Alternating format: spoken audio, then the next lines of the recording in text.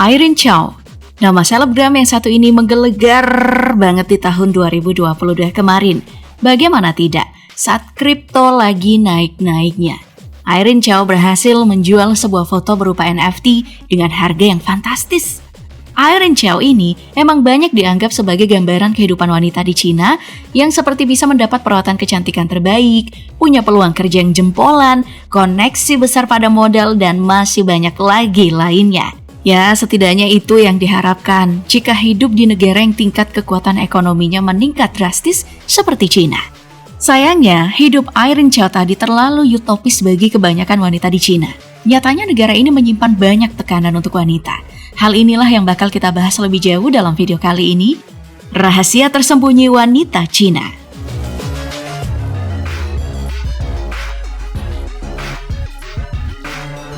Seperti kebanyakan negara di Asia memperlakukan perempuan, Cina juga penuh tekanan tentang pernikahan.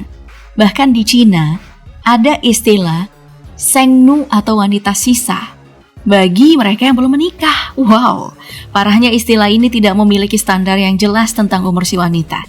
Dalam sebuah berita, 50% pria di Cina menganggap kalau wanita yang belum menikah di umur 25 tahun adalah wanita sisa. Wah. Namun dalam praktik utamanya mereka yang berada di umur 22 bahkan bisa merasakan tekanan sosial untuk menikah di usia muda. Tekanan sosial tentang pernikahan ini bukan cuma dialami oleh si wanita, tapi juga keluarganya nih karena dianggap memalukan. Makanya nggak jarang ada kegiatan yang namanya pasar jodoh. Nah, kegiatan ini biasanya terjadi di tempat umum seperti di taman, di mana orang tua mencarikan anaknya jodoh lewat saling bertukar profil anak antara satu orang tua dengan lainnya. Bagi para orang tua, mereka nggak ingin kalau garis keturunannya berakhir. Makanya, bakal melakukan segala cara agar anaknya itu menikah. Dampak besar dari pasar jodoh ini juga merambah ke beragam bisnis perjodohan dan pernikahan. Bahkan, industri perjodohan dan pernikahan ini berkembang pesat hingga memiliki nilai yang mencapai 300 juta US dollar atau 4,9 triliun rupiah dalam setahun. Makanya tidak jarang ada TV komersial yang membicarakan tentang pentingnya menikah. Kehidupan tertekan wanita Cina karena pernikahan itu sebenarnya hal yang harusnya sudah hilang ya. Di tahun 1949, ketika Mao Zedong mendirikan Republik Rakyat Cina, dirinya mengakui kalau perempuan harus menerima hak yang sama dengan ungkapan wanita membawa separuh langit di pundaknya. Di masa tersebut, wanita emang dikenal tangguh-tangguh dengan sebutan Iron Girl karena mampu menyeimbangi performa pria dalam hal tenaga kerja. Nah, sayangnya, lambat laun istilah Iron Girl ini malah hilang. Perempuan yang mengejar karirnya malah dicap negatif karena masyarakat menganggap peran sosial wanita harusnya menjadi ibu rumah tangga dan beranak. Cap wanita sisa yang ada di wanita Cina sebenarnya hal yang memalukan untuk disebutkan, utamanya dari seorang pria. Harus diketahui kalau jumlah pria dan wanita di Cina itu sangat timpang. Di mana jumlah pria mencapai 120 orang untuk setiap 100 wanita. Jadi secara teknis, perempuan pasti laku dan prialah yang banyak tersisa. Tapi entah mengapa tidak ada istilah pria-pria sisa. Nggak adil kan? Ketimpangan dari jumlah pria dan wanita di Cina disebabkan oleh One Child Policy yang ada pada tahun 1970 hingga 2016, di mana satu keluarga cuma boleh punya satu anak. Di masa tersebut, banyak keluarga yang cuma menginginkan anak laki-laki dan mengaborsi anak perempuan. Hasilnya, timpanglah perbandingan populasi pria dan wanita. Jadi, kebayangkan gimana hebohnya jadi wanita di sana. Pas kecil, saat One Child Policy, ada mereka berpotensi digugurin. Kemudian saat jadi dewasa malah mereka yang menanggung aib. Kalau nggak nikah itu disebut sebagai wanita sisa. Nggak adil.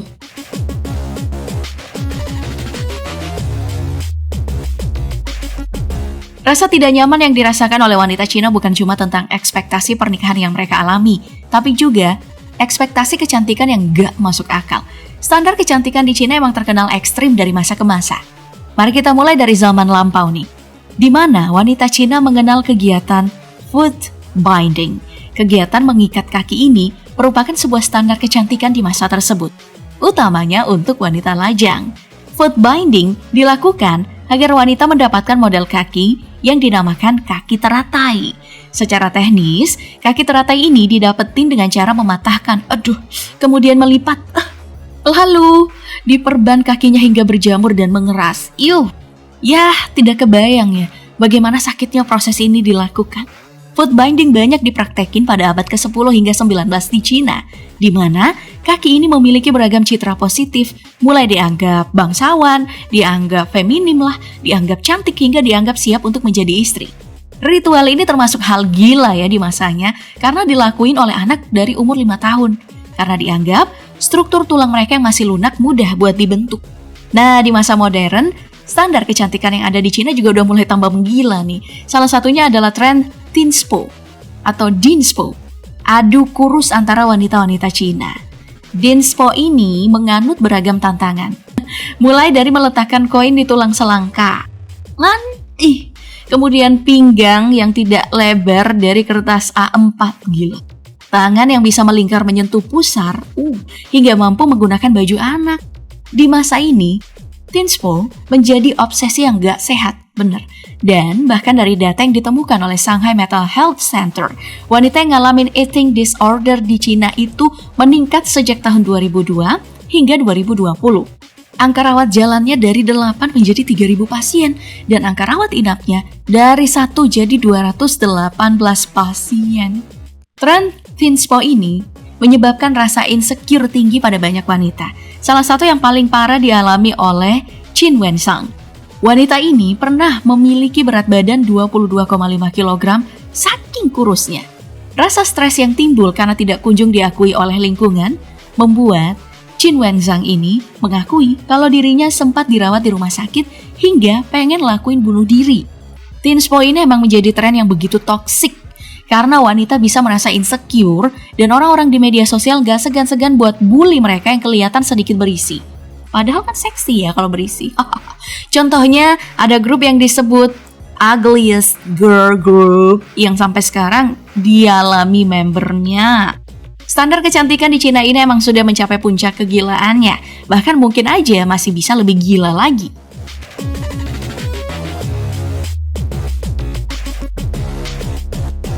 Tingginya tekanan yang dialami oleh wanita di Cina emang menjadi hal yang kompleks. Hal ini bertambah runyam dengan adanya media sosial, di mana kehidupan media sosial di Cina sangat penuh dengan kepalsuan.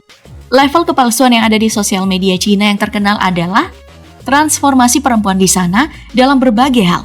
Contohnya, dengan bermake up, wajah seorang wanita bisa langsung berubah 180 derajat. Kemudian ada juga penggunaan filter untuk menarik penonton saat live streaming yang sering banget gagal.